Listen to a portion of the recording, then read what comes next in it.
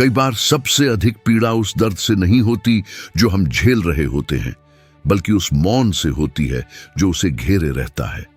वह मौन जब हमें समझ नहीं आता कि सब कुछ गलत क्यों हो रहा है।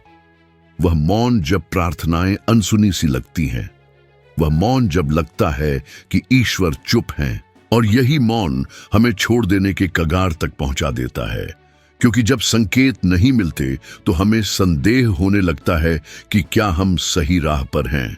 ऐसा लगता है मानो जीवन रुक गया है, जबकि बाकी लोग आगे बढ़ते हैं, मुस्कुराते हैं, सफल होते हैं और हम वहीं खड़े हैं।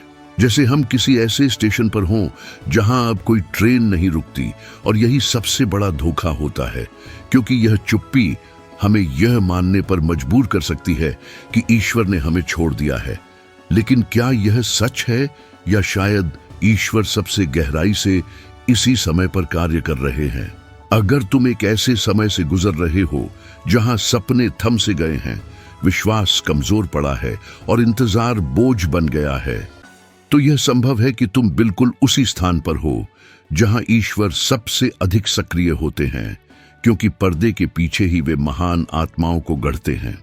ईश्वर का पुत्र यीशु मसीह भी अपनी सांसारिक यात्रा के पहले 30 वर्षों तक एक साधारण बढ़ई की तरह मौन में रहे। उन्होंने चमत्कारों से पहले, भीड़ को सिखाने से पहले और क्रूस पर विजय पाने से पहले मौन को अपनाया। क्या तुमने कभी सोचा क्यों? क्योंकि कुछ शक्तियां सिर्फ गुमनामी में ही पैदा होती हैं, कुछ विश्वास बिना तालियों के ही मजबूत होते हैं, और कुछ साहस साधारण दिनचर्या में ही विकसित होता है। शायद यह वही समय है जिसमें तुम हो। कोई नहीं देखता, कोई सराहना नहीं करता, फिर भी तुम प्रयासरत हो। तुम काम करते हो, पढ़ते हो, प्रार्थना करते हो, कोशिश करते हो, और फिर भी कुछ बदलता नहीं दिखाई देता। लेकिन ध्यान से सुनो, यह समय व्यर्थ नहीं जा रहा है। यह उर्वर भूमि है, यह सजा नहीं है, यह तैयारी है। ईश्वर तुम्हें भीतर से मजबूत बना रहे हैं। एक फलदार वृक्ष के बारे में सोचो। कई हफ्तों और महीनों तक वह चुपचाप जमीन के भीतर अपनी जड़ें फैलाता है, बिना किसी को दिखे, और वही जड़ें भविष्य के फलों को थामेंगी। अगर इस प्रक्रिया को समय से पहले रोका गया तो वृक्ष पहली ही आंधी में गिर जाएगा। तुम्हारे साथ भी यही है। ईश्वर तुम्हारे भीतर गहरी जड़ें बना रहे हैं, और शायद इसीलिए सब कुछ रुका सा लगता है, क्योंकि वे तुम्हारी आंतरिक मजबूती को अधिक महत्व दे रहे हैं, बाहरी दिखावे से अधिक, जो जल्दबाजी में नहीं सीखी जा सकती। कितनी बार तुमने तत्काल चमत्कार मांगा है, एक स्पष्ट संकेत या अचानक बदलाव, लेकिन क्या तुम्हारा मन वास्तव में उसके लिए तैयार है जो तुम मांग रहे हो? क्या तुम में वह भावनात्मक स्थिरता है जो उन आशीर्वादों को थाम सके जिनके लिए तुम वर्षों से प्रार्थना कर रहे हो? कुछ आशीर्वाद केवल प्रक्रिया के बाद आते हैं, कुछ उत्तर केवल मौन के बाद मिलते हैं, और कुछ विश्वास केवल तब खिलते हैं जब सब कुछ बंजर लगता है। यही वह स्थान है जहां ईश्वर सबसे अधिक ध्यान देते हैं। भले ही तुम महसूस न कर सको, पर वे तुम्हें देख रहे हैं। वे जानते हैं कि तुमने कितना संघर्ष किया है। वे तुम्हारे जागे हुए रातों को जानते हैं। वे उन विचारों को जानते हैं जो तुम किसी से साझा नहीं करते। वे उन डर को भी जानते हैं जिन्हें तुम मुस्कान के पीछे छुपाते हो, और फिर भी वे वहीं हैं, काम करते हुए। वे तुम्हारे विश्वास को आकार दे रहे हैं, तुम्हारी आत्मा को परिष्कृत कर रहे हैं, ताकि जब फसल का समय आए तो तुम तैयार रहो। क्या तुम्हें कभी लगा कि तुम जीवन में पीछे रह गए हो जबकि सभी आगे बढ़ रहे हैं? वह तुलना अन्यायपूर्ण है, क्योंकि वह तुम्हारी यात्रा को नहीं समझती। वह यह नहीं जानती कि तुमने कितनी भारी क्रूस उठाया है, और न ही तुम्हारे आंतरिक संघर्षों की गहराई को। वह यह भी नहीं समझती कि ईश्वर मानव घड़ियों से काम नहीं करते। उनका समय अलग है, तुम्हारा मार्ग भी अद्वितीय है। यूसुफ वर्षों तक जेल में रहा, एक ऐसे अपराध के लिए जो उसने नहीं किया। वह भुला दिया गया, अपमानित किया गया, पर जब ईश्वर का समय आया तो केवल एक दिन में सब बदल गया। और वह वही समय था जिसने उसे महल के लिए तैयार किया। उसी प्रकार से ईश्वर तुम्हें भी तैयार कर रहे हैं। शायद अभी तुम स्पष्ट रूप से कुछ नहीं देख पा रहे हो, शायद तुम्हारा दिल हार मानने को कह रहा हो, और तुम हर दिन सोचते हो क्या प्रयास करते रहना वाकई में सही है। लेकिन ऐसे ही समय में डटे रहना सबसे ज्यादा जरूरी होता है। जो सूखा और निष्फल दिखता है वह बस परमेश्वर की आज्ञा का इंतजार कर रहा होता है, और जब वह पल आता है तो वह इतनी सुंदरता और वैभव के साथ खिलता है कि तुम जान जाओगे इंतजार व्यर्थ नहीं था। इसलिए आज गहरी सांस लो और चलते रहो, चाहे धीमे चलो, चाहे आंसुओं के साथ चलो, चाहे बिना समझे चलो। हर दिन में एक क्षण ऐसा चुनो जब तुम परमेश्वर से फिर से जुड़ सको। सुबह उठने पर, रात को सोने से पहले या काम के बीच में, किसी भी समय उस क्षण में उससे बात करो। उसे बताओ कि तुम्हें क्या दुख दे रहा है। कहो कि तुम थक गए हो। वह तुम्हारे दर्द से अचंभित नहीं होता। वह सुनता है और उत्तर देता है, कभी शब्दों से, कभी मौन से, लेकिन हमेशा अपनी उपस्थिति से। तुम भले ही उसे अभी न देख सको, लेकिन वह मौन में, प्रक्रिया में, जड़ों में कार्य कर रहा है, ताकि समय आने पर तुम्हारा जीवन फल दे और दूसरों को पोषण दे। हार मत मानो। जो तुम्हें अंत लगता है वह परमेश्वर की योजना की शुरुआत हो सकती है, और जब वह दिन आएगा, और वह जरूर आएगा, तुम इस क्षण को याद करोगे और आभार करोगे कि तुमने हार नहीं मानी, क्योंकि परमेश्वर ने कभी काम करना बंद नहीं किया और वह कभी नहीं करेगा। तुम्हारी कहानी अभी पूरी नहीं हुई है। क्या तुमने कभी महसूस किया है कि तुम उन समस्याओं के लिए बहुत छोटे हो जिन्हें तुम झेल रहे हो? क्या तुमने कभी सोचा है कि मैं योग्य नहीं हूं, मैं यह नहीं कर सकता, यह मेरे लिए बहुत बड़ा है? शायद तुम्हें यह सिखाया गया हो कि साहस डर की अनुपस्थिति है और विश्वास का मतलब है पूर्ण निश्चितता, लेकिन यह सच नहीं है। विश्वास के महान योद्धा भी डरते थे, कांपते थे और शक करते थे, लेकिन उन्होंने फिर भी आगे बढ़ने का निर्णय लिया। यही उनके जीवन को शक्तिशाली बनाता है। परिपूर्णता नहीं, बल्कि उन्होंने तब भी चलना चुना जब सब कुछ रोकने जैसा लगता था। मूसा को परमेश्वर ने पूरी जाति को दास्ता से छुड़ाने के लिए बुलाया, लेकिन सबसे पहले उसने अपनी कमजोरियां गिनाई। उसने कहा, प्रभु, मैं बोलने में अच्छा नहीं हूं, मैं अयोग्य हूं, मैं स्पष्ट नहीं बोल पाता। दूसरे शब्दों में मूसा ने कहा, प्रभु, किसी और को चुनिए, मैं योग्य नहीं हूं। और सोचो, तुमने खुद से ऐसा कितनी बार कहा है? कितने अवसर तुमने इसीलिए खो दिए क्योंकि तुम्हें लगा तुम तैयार नहीं हो। दाऊद एक किशोर था जो भेड़ें चरा रहा था, जिसे उसका परिवार भी नजरअंदाज करता था। जब उसे एक विशालकाय से लड़ने के लिए बुलाया गया, तब कोई उस पर विश्वास नहीं करता था, यहां तक कि राजा ने भी नहीं, जिसने उसे एक कवच पहनने को दिया जो उसे फिट नहीं आता था। लेकिन दाऊद जानता था कि उसकी ताकत तलवारों या पदों में नहीं थी, बल्कि परमेश्वर में थी, और केवल एक गुलेल और पत्थर से उसने गोलियत को हरा दिया। सोचो, आज तुम्हारे हाथ में क्या है? वह छोटा लग सकता है, साधारण लग सकता है, लेकिन यदि उसमें विश्वास है और वह परमेश्वर को समर्पित है तो वह पर्याप्त है। तुम्हें सब कुछ जानना या करना नहीं आता, होना जरूरी नहीं। बस इतना जानो कि परमेश्वर थोड़े से भी बहुत कर सकता है। एलियाह सबसे महान भविष्यद्वक्ताओं में से एक था। उसने राजाओं का सामना किया, मूर्तियों को चुनौती दी और स्वर्ग से आग गिरते देखी, लेकिन एक धमकी के बाद वह रेगिस्तान की ओर भागा और एक पेड़ के नीचे बैठकर मरने की प्रार्थना की। इन सभी परिस्थितियों में भी भगवान ने अपना मन नहीं बदला। उन्होंने तुम्हें छोड़ा नहीं, किसी और को नहीं चुना, बल्कि वे वहीं रहे। उन्होंने तुम्हें मजबूत बनाया, योग्य बनाया और आम लोगों के साथ असाधारण काम किए। शायद तुम इस इंतजार में हो कि पहले खुद को तैयार महसूस करो, लेकिन अगर मैं कहूं कि तैयारी कदम के बाद आती है, और असली साहस डर के बिना नहीं, बल्कि डर के बीच में खड़ा होता है। तुमने कितनी बार नौकरी के लिए आवेदन नहीं भेजा क्योंकि लगा कि कोई मौका नहीं है? कितनी बार तुमने अपने सपनों को, किसी विचार या शिक्षा को सिर्फ इसलिए छोड़ दिया क्योंकि किसी ने तुम्हारी काबिलियत पर विश्वास नहीं किया? तुमने कितनी बार नहीं को अंत मान लिया, जबकि हो सकता है वह एक और कोशिश करने का निमंत्रण रहा हो? जैसे जोआन कैथलीन रोलिंग की कहानी, जो दुनिया भर में प्रसिद्ध होने से पहले बेरोजगार थीं, उदास थीं, अकेले अपनी बेटी की परवरिश कर रही थीं, और 12 प्रकाशकों ने उन्हें मना कर दिया था। 12 बंद दरवाजे, 12 बार अस्वीकृति, 12 बार किसी ने कहा कि उनका काम अच्छा नहीं है, लेकिन उन्होंने हार नहीं मानी। उन्हें भरोसा था कि उनके अंदर कुछ खास है और उन्होंने लिखना जारी रखा। एक छोटे से कैफे में लिखा वह उपन्यास इतिहास की सबसे बड़ी कहानियों में से एक बन गया। और तुम, कितनी बार तुमने एक नहीं सुनकर अपने सपनों को छोड़ दिया? तुम्हें पूरी तरह से तैयार होने की जरूरत नहीं है। पहला कदम बढ़ाओ और तुम्हें महसूस होगा कि तुम पहले से अधिक तैयार हो।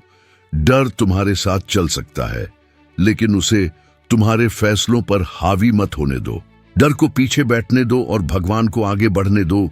तुम केवल उसका अनुसरण करो, जैसे दाऊद ने किया। जो कुछ है उसी से आगे बढ़ो, अपनी सीमाओं, घावों और डर के बावजूद, क्योंकि भगवान संपूर्णता नहीं, समर्पण खोजते हैं।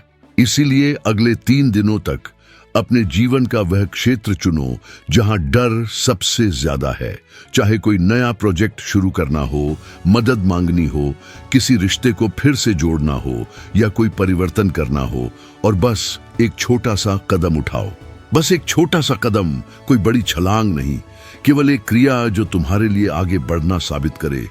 एक कार्य जो कहे, मैं डर के कारण रुकने वाला नहीं हूं। और जब डर आएगा, क्योंकि वह जरूर आएगा, तब याद रखो तुम अकेले नहीं हो। तुम उसी मार्ग पर चल रहे हो जिस पर मूसा, दाऊद, एलिय्याह और अनगिनत लोग चले, जिनकी हम आज सराहना करते हैं। वे भी कांपते थे, वे भी रोते थे, लेकिन उन्होंने रुकना नहीं चुना। और क्योंकि उन्होंने आगे बढ़ना जारी रखा, उन्होंने एक विरासत छोड़ी। तुम भी अपनी छाप छोड़ सकते हो। तुम भी एक नई कहानी लिख सकते हो। फर्क नहीं पड़ता कि तुमने कितनी बार हार मानने की सोची। शायद आज ही वह दिन है जब तुमने तय किया कि तुम हार नहीं मानोगे, क्योंकि स्वर्ग तुम्हारे परिपूर्ण होने का इंतजार नहीं करता, वह तुम्हारे विश्वास पर चलता है। चाहे वह विश्वास छोटा हो, थका हुआ हो, डगमगाता हो, वह अब भी विश्वास है, और यही काफी है। कुछ दर्द ऐसे होते हैं जिन्हें हम समझा नहीं सकते, जो चुप्पी में सांसों के बीच जीते हैं। और फिर भी ईश्वर वहां होता है, क्योंकि हर पीड़ा व्यर्थ नहीं होती। जो कुछ तुम्हें सजा जैसा लगा, वह वास्तव में ईश्वर की ओर से एक तैयारी थी, जिससे वह तुम्हें एक ऐसी बुलाहट के लिए तैयार कर रहा था जिसकी तुम कल्पना भी नहीं कर सकते। क्या तुमने कभी सोचा है कि तुम्हारा अकेलापन, छुपे हुए आंसू और वह संघर्ष जो किसी ने नहीं देखा, तुम्हें किसी बड़ी जिम्मेदारी के लिए मजबूत बना रहे हैं? मामला केवल खोने का नहीं है, बल्कि उस बारे में है जो परमेश्वर तुम्हारे अंदर गहरे स्तर पर बना रहा है, जब सब कुछ तुम्हारे हाथों से छिनता हुआ लगता है। यदि परमेश्वर किसी दर्द की अनुमति देता है, तो वह दर्द एक उद्देश्य के साथ आता है। तुम्हारी कहानी ही किसी को ईश्वर के बारे में जानने का माध्यम बन सकती है। किसी का दिल तभी छुएगा जब तुम कहोगे, मैं भी उस दौर से गुजरा हूं, लेकिन परमेश्वर ने मुझे थामे रखा।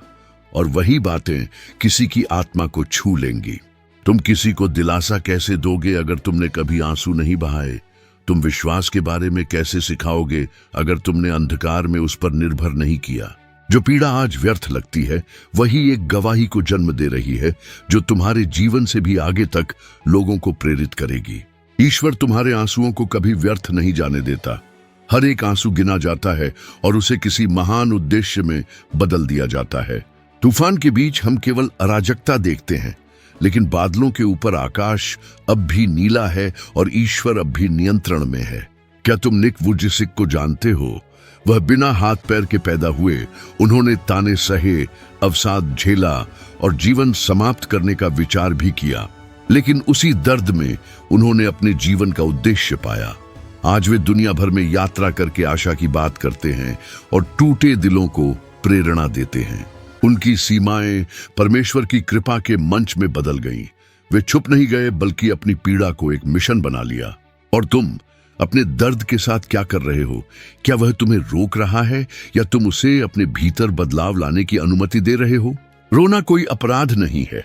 खुद को कमजोर महसूस करना या संदेह होना भी गलत नहीं है। असली गलती यह है कि तुम परमेश्वर की योजना को देखे बिना हार मान लो।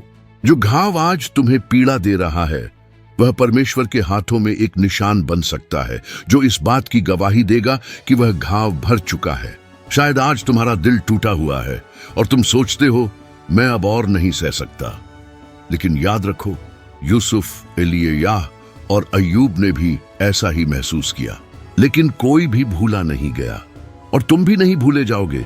इस हफ्ते एक दिन चुनो, बैठो और अपने अनुभवों को कागज पर लिख डालो।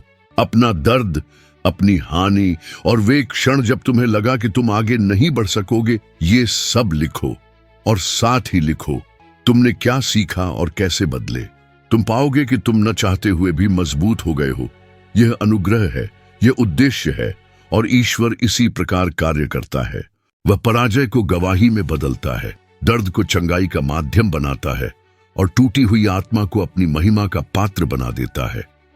हार मत मानो, समय आएगा, और जब वह पल आएगा तो तुम पीछे मुड़कर आंसुओं से भरी आंखों से देखोगे और कहोगे, अब मैं समझता हूं, परमेश्वर ने मुझे कभी नहीं छोड़ा, वह सदा मुझे तैयार कर रहा था। क्या तुमने कभी गौर किया है कि हम स्वयं को कितनी जल्दी दोषी ठहरा देते हैं, लेकिन क्षमा करने में कितने धीमे हैं? एक गलती, एक चूक, एक गिरावट, और हम सोचने लगते हैं कि हम योग्य नहीं हैं। हम सोचते हैं कि हमने परमेश्वर को निराश किया है, कि हम बहुत दूर चले गए हैं, और अब शायद सबसे अच्छा यही होगा कि हम रुक जाएं, गायब हो जाएं, चुप हो जाएं, क्योंकि हम सोचते हैं परमेश्वर मेरे जैसे व्यक्ति पर अब कैसे विश्वास कर सकता है। लेकिन वहीं परमेश्वर का प्रेम हर मानव तर्क से अधिक शक्तिशाली होकर प्रकट होता है। वह वैसे नहीं देखता जैसे हम देखते हैं, वह वैसे प्रेम नहीं करता जैसे हम करते हैं, वह वैसे हार नहीं मानता जैसे हम हार मानते हैं। क्या तुम्हें पतरस याद है? वह यीशु के सबसे निकटतम शिष्यों में से एक था, वही जिसने कहा था, भले ही सब तुझे छोड़ दें, मैं कभी नहीं छोड़ूंगा। परंतु केवल एक रात, भय, दबाव और शंका से भरी हुई रात में, उसने यीशु का 3 बार इनकार किया। न कि 1 बार, न 2 बार, बल्कि 3 बार। उसने वह सब देखने के बाद भी जो उसने यीशु के साथ अनुभव किया, पाप किया, गिर गया और विश्वासघात किया। परंतु यीशु ने फिर भी उसे ढूंढा और उसकी पहचान को पुनर्स्थापित किया। यीशु ने उसे अपनी भेड़ों की देखभाल की जिम्मेदारी दी। उसने किसी और स्थिर, पवित्र या विश्वसनीय को नहीं चुना। उसने उसी को चुना जिसने उसका इनकार किया था। क्योंकि परमेश्वर हमारे पापों से हमारी पहचान नहीं करता, वह हमें अपनी अनुग्रह से परिभाषित करता है, और वह अनुग्रह आत्मा के सबसे अंधकारमय स्थानों तक पहुंचता है। शायद इस समय तुम खुद को दूर महसूस कर रहे हो, अपराध बोध से ग्रस्त, अपनी गलतियों से हताश। शायद तुमने प्रार्थना छोड़ दी, विश्वास त्याग दिया, कलीसिया से कट गए।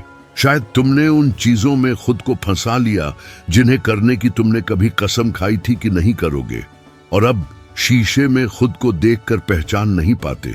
लेकिन सुनो, परमेश्वर आज भी तुम्हें देखता है, न कि एक असफलता के रूप में, न ही किसी खोए हुए व्यक्ति के रूप में, बल्कि अपने पुत्र और पुत्री के रूप में जिसे वह गहराई से प्रेम करता है। तुम बदल चुके हो सकते हो, लेकिन उसका प्रेम कभी नहीं बदलता। तुम दूर हो सकते हो, पर वह कभी नहीं हटा। वह तुम्हारी वापसी की राह तकता है, जैसे उन्नत पुत्र का पिता जो रोज घर के द्वार पर खड़ा उस रास्ते को देखता था जहां से उसका बेटा कभी लौटेगा। और जैसे ही उसने देखा, वह दौड़ा, उसने उसे गले लगाया। पुनर्स्थापन के लिए लंबा स्पष्टीकरण नहीं चाहिए, केवल सच्चा पश्चाताप और एक हृदय जो फिर से शुरुआत करने के लिए तैयार हो, वही काफी होता है। कितनी बार तुमने महसूस किया कि तुम बहुत दूर निकल आए हो? कितनी बार लगा कि वह गलती अंतिम सीमा थी, कि इस बार परमेश्वर सच में तुम्हें छोड़ देगा? शायद अभी तुम यही सब अनुभव कर रहे हो और सोच रहे हो, क्या मेरे लिए अब भी कोई आशा है? और उत्तर है हाँ, हमेशा है। क्योंकि मसीह का क्रूस एक बार का अवसर नहीं है, वह प्रतिदिन का निमंत्रण है। यह निरंतर स्मरण है कि प्रत्येक नई सुबह एक नया आरंभ संभव है। क्या तुमने कभी जॉयस मेयर का नाम सुना है? वह वर्षों तक अपने ही पिता द्वारा शोषित की गई एक टूटी आत्मा के साथ बड़ी हुई, जिसमें आत्म संदेह और घाव थे। वह स्वयं को अपवित्र, अयोग्य और परमेश्वर द्वारा उपयोग के लिए बहुत ही टूटी हुई मानती थी। लेकिन एक दिन उसने विश्वास किया कि अनुग्रह उसके दर्द से बड़ा है, कि परमेश्वर का प्रेम उसके अतीत से शक्तिशाली है।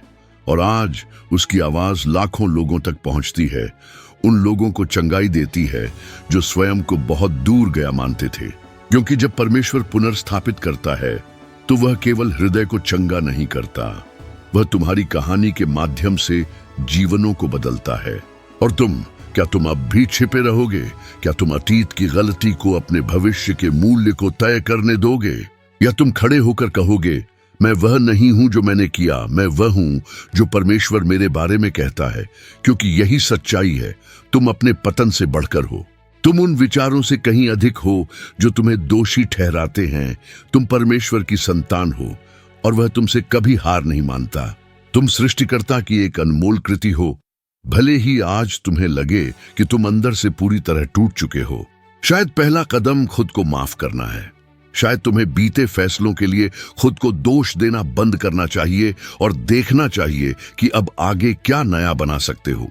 हम भूतकाल को नहीं बदल सकते, लेकिन हम ईश्वर को अपने भविष्य को नया रूप देने की अनुमति जरूर दे सकते हैं। एक कदम बढ़ाओ, चाहे डर लगे, चाहे आंखों में आंसू हो। प्रार्थना करो, चाहे बहुत समय हो गया हो। ईश्वर से बात करो, भले ही तुम्हें लगे कि वे तुम्हें नहीं सुनना चाहते। वे सुनना चाहते हैं, वे हमेशा से चाहते थे। तुम खोए नहीं हो, तुम्हें ढूंढा जा रहा है। अगर यह संदेश अब भी तुम्हारे पास पहुंचा है तो ईश्वर फिर से तुम्हारे दिल में फुसफुसा रहे हैं, मैं अभी भी तुम्हें चाहता हूं, मेरे पास अभी भी तुम्हारे लिए योजनाएं हैं। खुद से हार मत मानो, क्योंकि ईश्वर ने कभी हार नहीं मानी।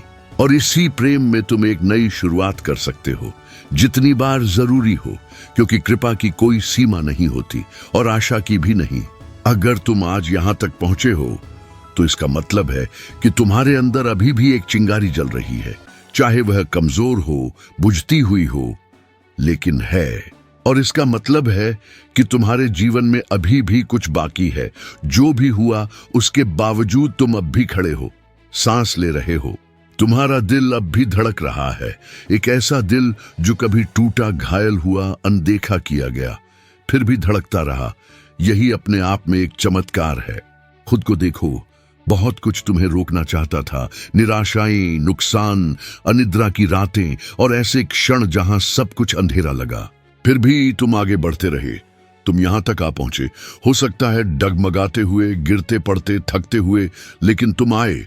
इससे यह सिद्ध होता है कि तुम जितना सोचते हो उससे कहीं ज्यादा मजबूत हो, और ईश्वर ने कभी तुम्हारा हाथ नहीं छोड़ा। जीवन ने तुमसे बहुत कुछ छीन लिया होगा, लोग, सपने, दिशा, लेकिन ईश्वर की नजरें तुम पर से कभी नहीं हटी। हो सकता है कि तुमने प्रार्थना करना छोड़ दिया हो, लेकिन ईश्वर ने तुम्हें कभी नहीं भुलाया। शायद कुछ दिन तुम्हारा विश्वास कमजोर पड़ा हो, पर उनका तुम पर विश्वास बना रहा। अब वे तुम्हें प्रेम से पुकार रहे हैं, बिना किसी शर्त के, बिना किसी मांग के, बस खुले हाथों और दया से भरी आंखों के साथ। वे कह रहे हैं, बेटा बेटी लौट आओ, मुझे अभी भी तुम्हारे जीवन में बहुत कुछ करना है। शायद तुमने पहले यह सच्चाई से कभी नहीं सुनी होगी, लेकिन आज इसे दिल से सुनो। तुम महत्वपूर्ण हो, तुम जरूरी हो, तुम्हारी उपस्थिति मायने रखती है। दुनिया को उस रोशनी की जरूरत है जो सिर्फ तुम दे सकते हो। तुम्हारी कहानी किसी के लिए स्वर्ग का उत्तर बन सकती है। तुम कोई गलती नहीं हो, तुम कोई बर्बादी नहीं हो, तुम ईश्वर के हाथों में बनता हुआ एक चमत्कार हो। भले ही किसी ने तुम्हें हाल में गले न लगाया हो, भले ही किसी ने न पूछा हो कि तुम वास्तव में कैसे हो, भले ही तुम ऐसे दर्द उठाए हो जिन्हें कोई नहीं देखता, ईश्वर वह सब देखता है, और वे उसे न्याय की दृष्टि से नहीं बल्कि करुणा से देखते हैं। वे तुम्हारी कमजोरियों को समझते हैं, वे तुम्हारी लड़ाइयों को जानते हैं, वे उन आंसुओं को भी जानते हैं जिन्हें तुम अंधेरे में छुपाते हो। तुम्हें परिपूर्ण होने की आवश्यकता नहीं है ताकि तुम प्रेम के योग्य बनो, तुम्हें बस सच्चे दिल से आना है। अगर आज तुम्हारे पास बस एक टूटा हुआ दिल है तो उसे वैसा ही दे दो।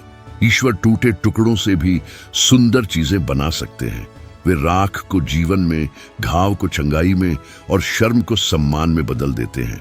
और तुम इसे होते हुए देखोगे, क्योंकि तुम्हारी कहानी यहीं खत्म नहीं होती। विश्वास रखो, हल्की सुबहें आएंगी, सच्ची मुस्कानें, चंगाई देने वाले आलिंगन, शांति से भरे नए आरंभ आएंगे, और तुम वह सब अनुभव करोगे। तुम पीछे देखोगे और समझोगे कि अंधेरे दिन अंत नहीं थे, वे प्रक्रिया का हिस्सा थे। वे रातें थीं जहां ईश्वर ने तुम्हारे भीतर कुछ नया बोया, और जो अब तुम्हारे अंदर जन्म ले रहा है वह विश्वास है, वह जीवन है, वह वादा है। हार मत मानो, कृपया हार मत मानो। पूरा स्वर्ग तुम्हारे साथ है और मैं भी, क्योंकि तुम उस सब को जीने के योग्य हो जो ईश्वर ने तुम्हारे लिए आरंभ से सपना देखा था, और तुम उसे अवश्य जियोगे, अवश्य जियोगे।